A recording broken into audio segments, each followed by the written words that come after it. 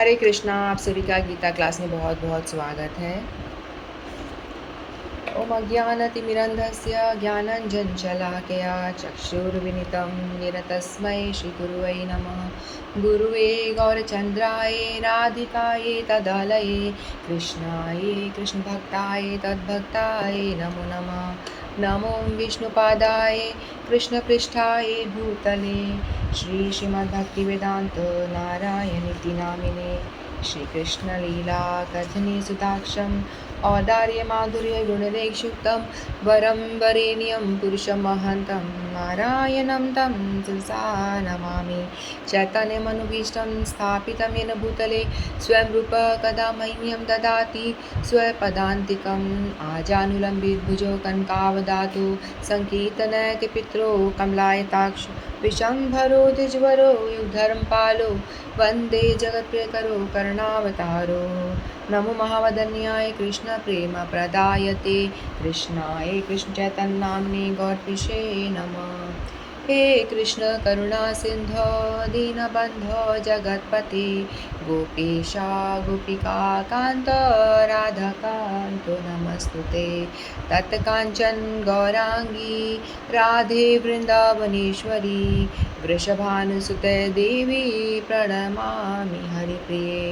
वाञ्छाकल्पतरुभ्यश्च कृपा सिन्धुभ्येव च पतितानां पावनेभ्यो वैष्णवेभ्यो नमो नमः। हरे कृष्ण कृष्ण कृष्ण हरे हरे हरे राम राम राम हरे हरे। हरे कृष्ण कृष्ण कृष्ण हरे हरे हरे राम राम राम हरे हरे। जय जय श्री राधे श्याम। हरे कृष्णा, राधे राधे। तो हम सभी श्रीमद् भगवद गीता के दूसरे अध्याय को हम पढ़ रहे हैं। उसका हमने 61 श्लोक तक हमने पूरा कर लिया था। आज हम 62 श्लोक से आगे बढ़ेंगे। तो हमने देखा 61 श्लोक में भगवान अर्जुन को बता रहे थे कि स्थित प्रज्ञ जो मनुष्य व्यक्ति होता है वो कैसा होता है, उसके विशेषता के बारे में भगवान बता रहे थे। तो भगवान ने कहा था, जो इंद्रियों को पूर्णतया वश में रखते हुए इंद्रिय संयमन करता है और अपनी चेतना को मुझ में स्थिर कर लेता है, वह मनुष्य स्थिर बुद्धि कहलाता है।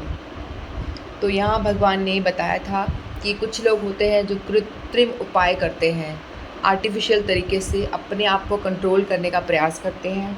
जैसे जो मायावादी लोग होते हैं, यानी जो भगवान की भक्ति करते हैं ना, जैसे योगी होते हैं, वो लोग अपने आप को, जैसे अम्बरीश महाराज तो भक्त थे, दुर्वासा मुनि थे और विश्वामित्र थे। ये लोग अपने आप को कंट्रोल करके अपनी इंद्रियों को वश में करने का प्रयास करते थे, लेकिन होता क्या था, कहीं ना कहीं किसी पॉइंट पे वो लोग चूक हो जाती थी उन लोगों से।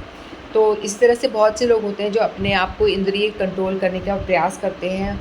उनका मानना ये होता है कि भगवान जो है निराकार है, भगवान का कोई आकार ही नहीं है। तो आकार ही नहीं है तो भगवान कुछ खाते पीते नहीं हैं, और कुछ खाएंगे पिएंगे नहीं तो हम लोगों को भी खाना नहीं है, भोग नहीं करना, ऐसा उनका विचार होता है। लेकिन दूसरी ओर भगवान ने बताया था कि इंद्रियों को कंट्रोल में करने का तरीका क्या होता है कि हम अपने प्रयास से इंद्रियों को कंट्रोल नहीं कर सकते, लेकिन हम अपनी इंद्रियों को भगवान की सेवा में यदि लगा देते हैं तो हम इंद्रियों को कंट्रोल में कर सकते हैं। जिस तरह से अम्बरीश महाराज ने किया था, उन्होंने अपनी इंद्रियों को भगवान की सेवा में लगा दिया था। तो इस तरह से वो अपने इंद्रियों पे काबू कर पाए थे और कंट्रोल कर पाए थे।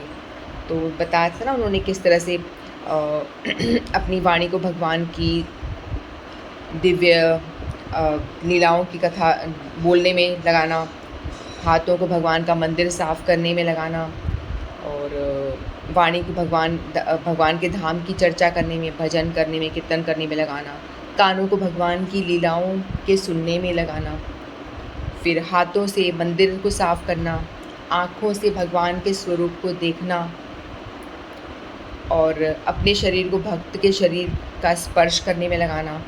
भक्त के शरीर का स्पर्श यानी उनके चरण छूना, अपने बराबर के हो तो उनको आलिंगन करना, प्रणाम करना, नाकों से भगवान पे चढ़े हुए जो पुष्प हैं उनको सूंघना, और चरणारविंदों को, पैरों को भगवान के धाम तक लेके जाना, मंदिरों की परिक्रमा करना, धाम की परिक्रमा करना, जीभ से जो उन पे अर्पित तुलसी दल है उनका आस्वादन करना, तुलसी का भोग करना, यानी भगवान को जो प्रसाद भोग चढ़ाया जाता है उसको प्रसाद स्वरूप में पाना, उसको प्रसाद को खाना जो होता है ना वो भी एक सेवा होती है। तो एक बार मेरे भाई की बात याद आ गई, उन्होंने बताया था, तो मेरे भैया गए थे एक दफ़ा, महाराज जी को बोला था, महाराज जी मैं किस तरह से सेवा करूं, मुझे भी कोई सेवा प्रदान कर दो। तो महाराज जी ने कहा था कि आप तो ऐसा करना, प्रसाद सेवा करना। तो उनको यूँ लगा कि शायद प्रसाद बनाना होगा, तो प्रसाद बनाने की बात करने लगे। तो उन्होंने कहा अच्छा तो मुझे क्या बनाना है, क्या आलू वालू काटना है बता दो। तो महाराज जी ने कहा नहीं नहीं, आपको ये सब नहीं करना, आपको तो जो भगवान को भोग लग कर के जो आएगा उसे आपको खाना है, जो खाना है वो भी एक सेवा होती है। तो वो उसको बड़ा अजीब लगा, हंसने लग गया कि खाने को बोल रहे हैं, तो मतलब प्रसाद पाना यानी खाना, तो आप प्रसाद सेवा करना। तो हम सब भगवान को यानी ऑफ़र करते हैं भोग, उसके बाद में जो हम खाते हैं वो भी प्रसाद सेवा कही जाती है। तो उन भाई सबसे पहली सेवा उन्होंने यही कहा थी कि आप प्रसाद सेवा करो, तो मतलब प्रसाद की सेवा करना ये बताया। फिर सर को भगवान के नमस्कार करने में, प्रणाम करने में, और समस्त इच्छाओं को, भगवान की इच्छा को पूरी करने में अपनी इच्छा मान के उसे जोड़ देना चाहिए। इस तरह से आप भगवान को अपने इंद्रियों को कंट्रोल कर पाओगे। कृष्ण भावना भावित होए बिना हम इंद्रियों को कंट्रोल करना संभव ही नहीं है। तो आज हम दूसरा श्लोक लेते हैं, 62 श्लोक लेंगे। ध्यायतो विषयानुपुंस संगस्तेषुपजायते संगात् संजायते कामा कामा क्रोधो अभिजायते। तो अभी तक तो भगवान ने बताया था किस तरह से एक स्थिर प्रज्ञ व्यक्ति जो है कैसे अपनी इंद्रियों को वश में रखता है। अब भगवान इस श्लोक से बता रहे हैं कि किस तरह से वो व्यक्ति जो स्थिर प्रज्ञ नहीं है वो कैसे गिर जाता है, किस तरह से वो गिर जाता है, उस चीज़ को बता रहे हैं भगवान।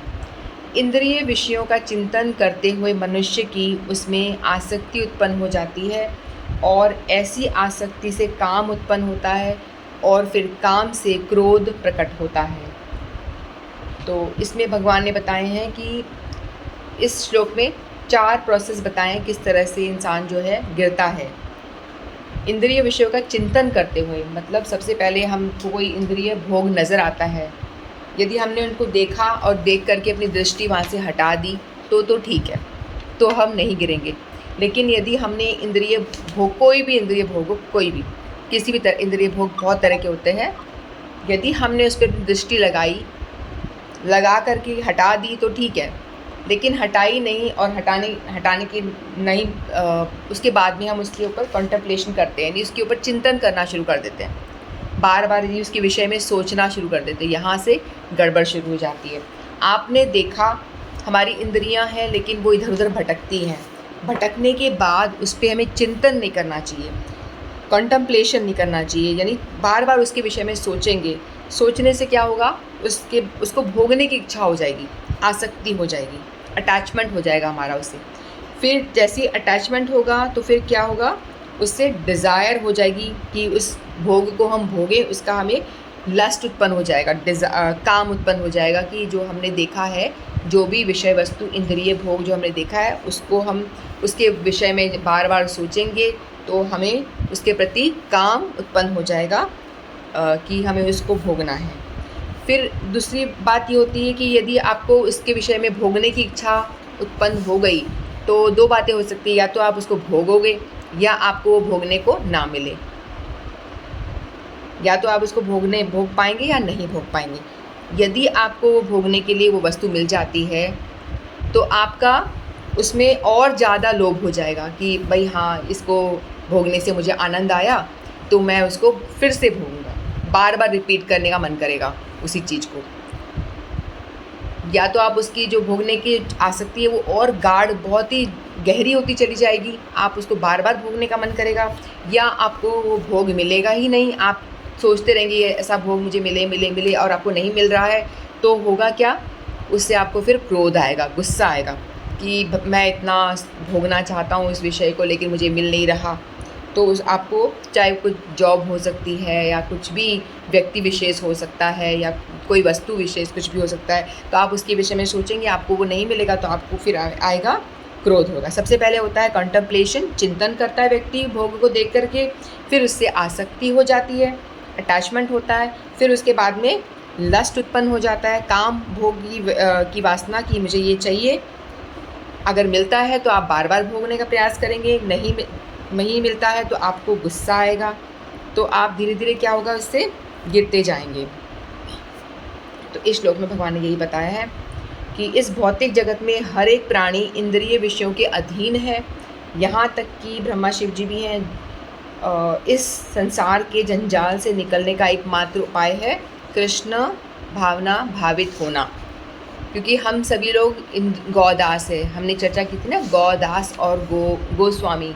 तो गोस्वामी गण तो हमारे आचार्य गण जो होते हैं, जिनने अपनी इंद्रियों को पूर्णतया वश में कर लिया है, उनकी इंद्रियां उनके निर्देश के हिसाब से चलती हैं, ना कि हम लोग क्या करते हैं, हम इंद्रियों के निर्देश का पालन करते हैं। हमारी इंद्री कहती है कि मुझे ये खाना है, तो मन करता है तो हम फटाफट उस जगह पहुंच जाते हैं खाने के लिए।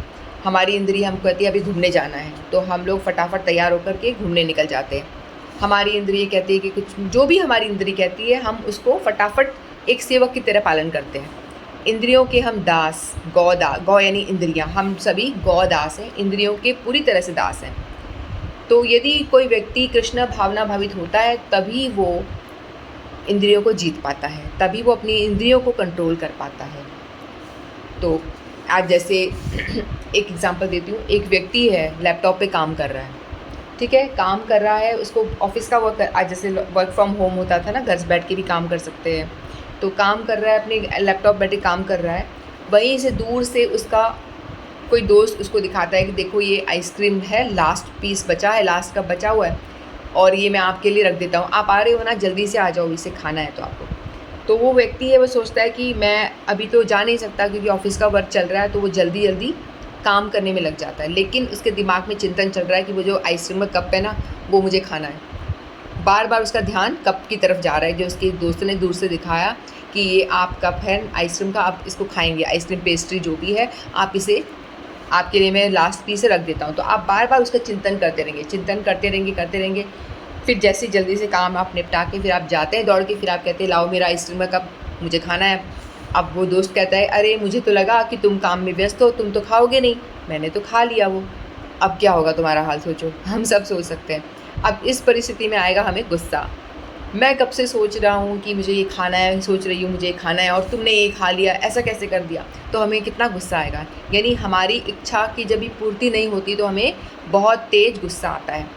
तो ये स्थिति हम सबकी हो जाती है। जैसे हमारी इंद्रियां, भोग हमें नहीं मिलता है तो हमें वो आसक्ति जो होती है क्रोध में बदल जाती है। पहले उस व्यक्ति ने चिंतन करा आइसक्रीम के विषय में, फिर उसने उसके बारे में सोचा कि मैं खाऊंगा, कितना आनंद आएगा, है ना। फिर बाद में अटैचमेंट हो गया उससे, अब सोचता है जल्दी से जाके खा लूँगा मैं, और जैसे ही वो भोगने जाता है तो उसको वो भोग मिलता ही नहीं है, आइसक्रीम ख़त्म, तो उसको आता है गुस्सा। तो यही हमारी स्थिति होती है, हम सबकी स्थिति यही है। तो कि कोई भी भोग ले सकते हैं, इसमें खाने का हो या कोई और, हर तरह के भोग की बात हो रही है यहाँ पे। तो जो व्यक्ति, जैसे कि हमने हरिदास ठाकुर जी के विषय में सुना है कि वो बहुत नाम जप, 24 घंटे नाम जप में ही रहते थे, तो उनको बहुत ज़्यादा पावर, जो व्यक्ति नाम जप करता है तो अपनी वो इंद्रियों को मास्टर कर लेता है, इंद्रियों को कंट्रोल करने के उसमें सामर्थ्य आ जाता है, क्योंकि भगवान के नाम में बहुत पावर होता है। इसीलिए कहते हैं नाम जप करो। जितना आप नाम जप करोगे उतना ही आपको इंद्रियों को कंट्रोल करने की आप में ताकत बढ़ती जाएगी। जिस लेवल तक आप करोगे उतना ही आपके अंदर वो शक्ति आती जाएगी। आप इंद्रियों के दास नहीं होंगे, आप धीरे धीरे गोस्वामी बनने की स्थिति तक आ जाते हैं। तो हरिदास ठाकुर जो हमेशा चैंटिंग करते रहते थे, तो उनके पास माया देवी जो है ना, जो सबको मोह माया में फंसाए रखती है संसार में, जो डिफरेंट अट्रैक्शन जो हमें दिखता है आसपास, वो उसे माया कहते हैं। तो माया देवी का एक फॉर्म होता है, वो जाकर के स्वयं हरिदास ठाकुर को माया में फंसाने के लिए जाती हैं, एक सुंदर लेडी का रूप बना के जाती हैं। लेकिन हरिदास ठाकुर पे कोई प्रभाव नहीं पड़ता, क्योंकि उन्हें वो इतनी चैंटिंग करते थे 24 घंटा, तो उनके पास ऑलरेडी वो स्पिरिचुअली एक ऊपर उठे हुए व्यक्ति थे, उनका जो स्तर था एक स्पिरिचुअल प्लेटफॉर्म तक आ चुका था। तो उन्हें कोई माया देवी, स्वयं माया देवी आती है उनको मतलब भ्रष्ट करने के लिए, लेकिन तो भी वो उससे अपने पथ से डगमगाते नहीं हैं, वो एकदम स्थिर रहते हैं, भगवान में स्थिर रहते हैं, और माया देवी परास्त होकर चली जाती हैं, वो हार जाती हैं। फिर वो मान जाते हैं कि भाई भगवान के नाम में सच में बहुत पावर है, जो सारी दुनिया की जो माया है एक मूर्तिमान रूप लेडी का रूप धारण करके जाती है, हरिदास ठाकुर उसको हरा देते हैं, परास्त कर देते हैं।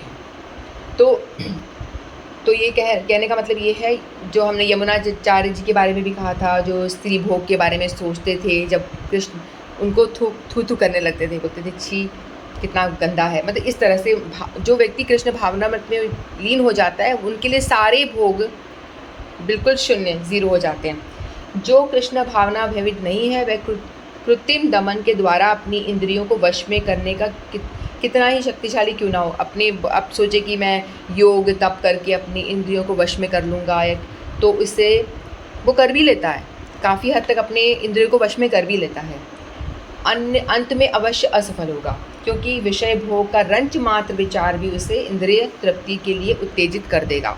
क्योंकि जो लोअर टेस्ट है, मतलब अपनी इंद्रियों को कंट्रोल करना, मतलब जो अपना हायर टेस्ट की तरफ आप जा रहे हो और लोअर टेस्ट को आप छोड़ना चाहते हो, लेकिन यहाँ पे क्या होता है, ये जो योगी जन होते हैं वो लोअर टेस्ट को छोड़ने का पूरा अपने बल पे प्रयास करते हैं, लेकिन हायर टेस्ट को पकड़ते नहीं हैं, इसीलिए क्या होता है वो गिर जाते हैं।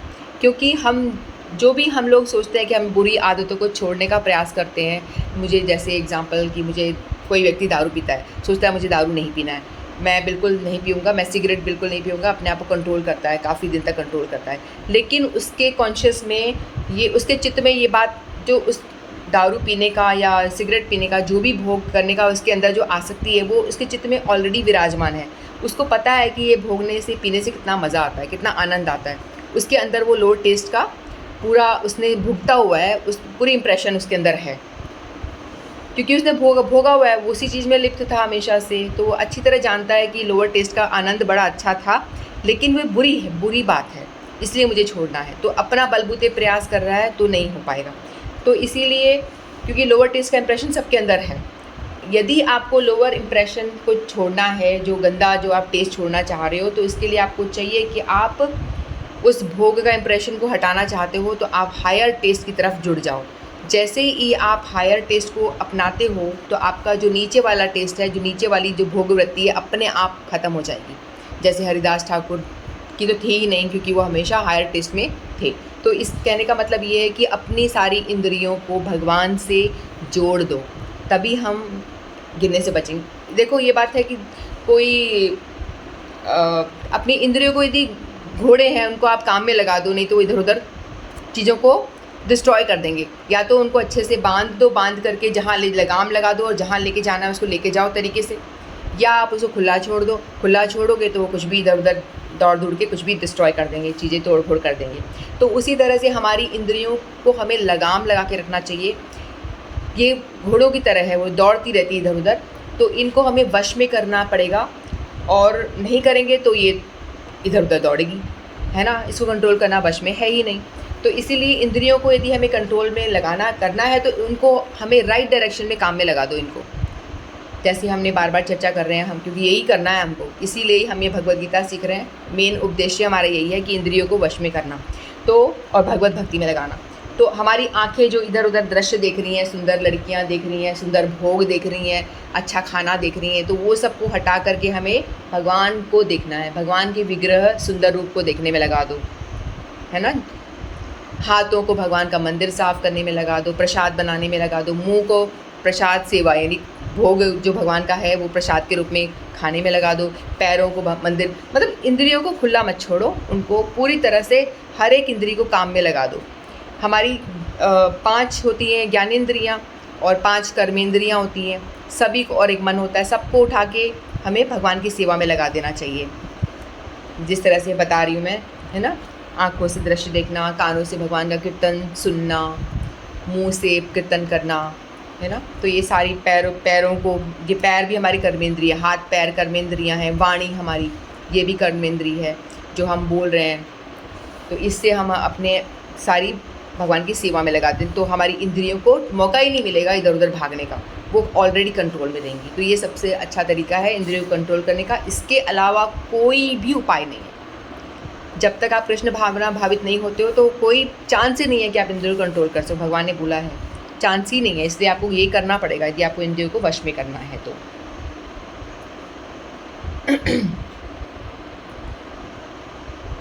अंत में अवश्य असफल होगा, क्योंकि विषय सुख का रंच मात्र विचार भी उसे इंद्रिय तृप्ति के लिए उत्तेजित कर देगा।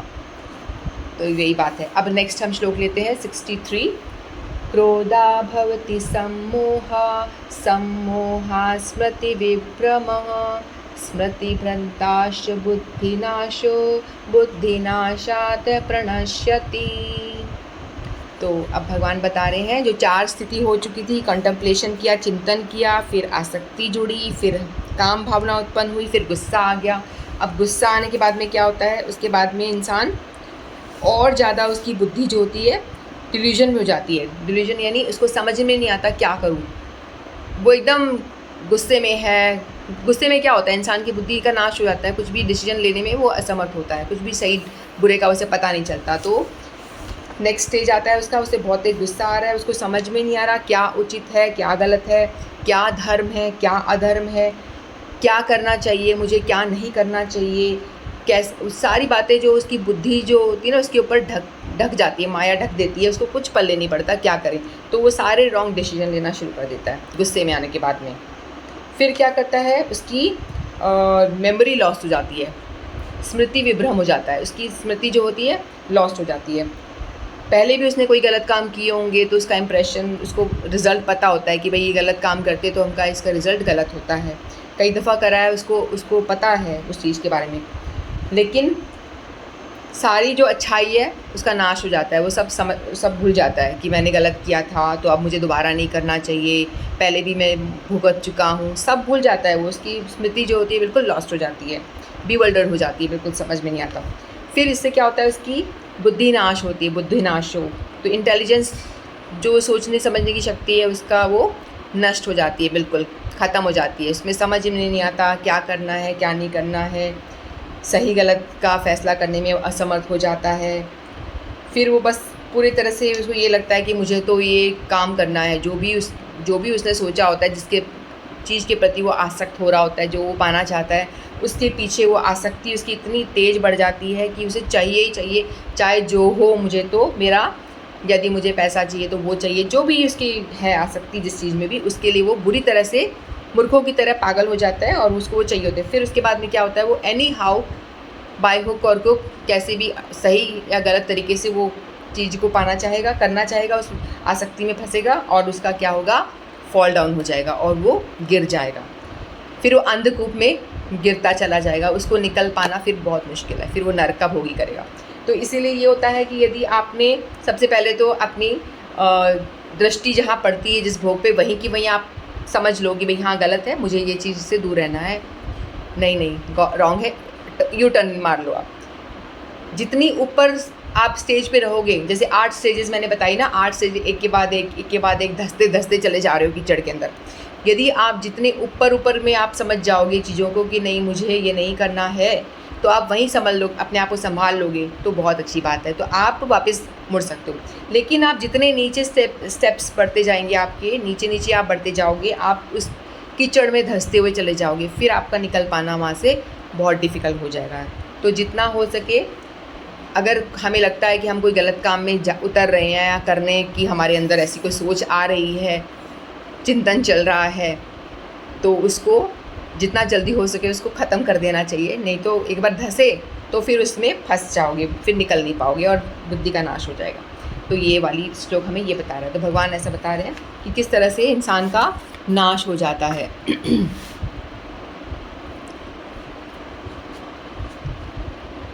क्रोध से मोह उत्पन्न होता है और मोह से स्मरण शक्ति का विभ्रम हो जाता है और स्मरण शक्ति भ्रमित हो जाती है और बुद्धि नष्ट हो जाती है। बुद्धि नष्ट होने पे मनुष्य भवकूप में पुनः गिर जाता है, पहले भी गिर चुका है और फिर गिर जाता है वो।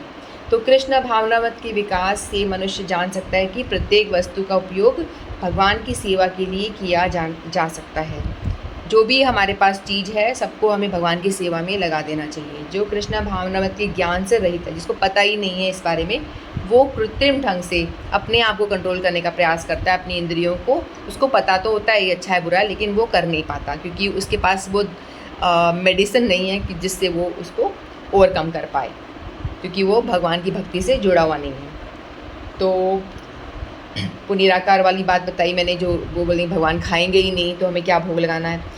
तो भगवान हमें भगवान का रूप होता है। यदि भगवान का रूप नहीं होगा तो जैसे कुत्ता होता है, उसका बच्चा होता है ना, वैसे ही भगवान है, हम सारे जीव भगवान के बच्चे हैं। तो हम जैसे हैं, एक बेबी होता है अपनी माँ जैसा ही होता है ना, माता पिता जैसा ही तो दिखता है वो। उसके 2 आँखें होती हैं, कान होती है, नाक होती है, इस तरह से। उसी तरह से हम हैं, भगवान के बच्चे हैं, तो हमारे भगवान का भी तो कोई रूप होगा ना, बिना रूप के तो कैसे होंगे। इसीलिए भगवान का एक रूप है, तो भगवान की भी हमारी तरह से बॉडी है, लेकिन उनकी बॉडी और आत्मा में भेद नहीं है। वो सच्चिदानंदमय एक ही है, आत्मा और बॉडी एक ही है। हमारी आत्मा डिफरेंट है और बॉडी डिफरेंट है। हमारी बॉडी जड़ है, आत्मा सच्चिदानंद है और वो भगवान का ही अंश रूप है। तो इस तरह से अगर हम सोचेंगे तो हम खाएंगे, भगवान को पहले भोग लगाएंगे, खाएंगे नहीं, इंद्रियों को भगवान से कनेक्ट करने की बात करी हुई है। तो अच्छे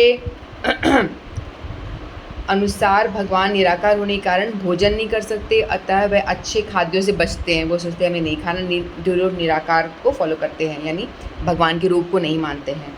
किंतु भक्त जानता है कि कृष्ण परम भोक्ता है। उन्हें पता है कि गिरिराज के रूप में उन्हें कितना खाना खाया था, और लाओ करके। तो भक्तों को पता है कि हमारे जो भगवान है वो बहुत खाते हैं, और भक्तिपूर्वक इन पर जो भी भेंट चढ़ाई जाती है उसे वे खाते हैं। जो भी उनको भाव से चढ़ाया जाएगा उसको वो खाते हैं। अतः भगवान को अच्छा भोजन चढ़ाने के बाद भक्त प्रसाद ग्रहण करता है। इस प्रकार हर वस्तु प्राणवान हो जाती है और अधः पतन का कोई संकट नहीं रहता, गिरने का कोई संकट नहीं रहता। जो भक्त होता है वो सभी काम करता है। जो एक मटीरियलिस्टिक व्यक्ति करता है, वो सारे काम भक्त भी करता है। बस वो अपनी चीज़ों को भगवान से जोड़ देता है, कनेक्ट कर देता है, तो वो भक्ति कहलाती है। सारे भोग वो भी करता है। अतः निर्विशेषवादी अपने कृत्रिम त्याग के कारण जीवन का भोग नहीं कर पाता, और यही कारण है मन के घोड़े विचलित होकर वो अंधकूप में वो गिर जाता है, वो नीचे गिर जाता है। मुक्ति के स्तर पर पहुंच जाने पर भी वह नीचे गिर जाता है, क्योंकि उसे भक्ति का कोई आश्रय नहीं मिलता। तो हमें यदि अपने इंद्रियों को कंट्रोल में करना है तो सबसे बहुत ज़रूरी बात यही है कि हम अपनी इंद्रियों को कंट्रोल में करने के लिए अपनी इंद्रियों को, इंद्रिय रूपी घोड़ों को भगवान की सेवा में लगा दें, खुला ना छोड़ें।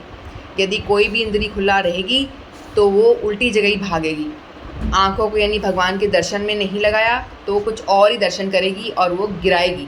ऐसा ज़रूरी नहीं कि एक इंद्री हमको गिरा नहीं सकती, कोई एक विशेष इंद्री भी हमको गिराने में सक्षम है। जैसे मछली है, मछली को जाल में पकड़ने के लिए क्या होता है, कुछ थोड़ा सा जाल में कुछ कांटे में खाना लगा देते हैं, कुछ ब्रेड या कुछ भी जो वो खाती है लगा देते हैं, और वो मुंह के टेस्ट के कारण वो आती है, उसको खाती है, उस खाने के लिए आती है, वैसे ही उसको जाल में फंस जाती है। तो एक अपने टेस्ट वाला जो भोग है उसको करते करते वो मछली फंस जाती है। इसी तरह से कोई भी एक इंद्री यदि गलत काम की तरफ जा रही है तो उसको वहीं से कंट्रोल कर लो, यू टर्न ले लो और उसको कंट्रोल कर लेना चाहिए, जिससे कि आगे गिरना ना पड़े। और भगवान की भक्ति में हर इंद्रियों को लगाओ, जिससे कि हम कृष्ण भावना भावित हो सकते हैं और भावकूप में ना गिर के भगवान की परम भक्ति को प्राप्त कर पाएँ। तो आज हमने ये 2 श्लोक करे। इतना ही कह के मैं अपनी वाणी को विराम देती हूँ। वांछा कल्पतरुभ्यश्च कृपा सिंधुभ्येव च पतितानां पावनेभ्यो वैष्णवेभ्यो नमो नमः। श्रीमद्भगवद्गीता की जय, समस्त भक्त वृंद की जय।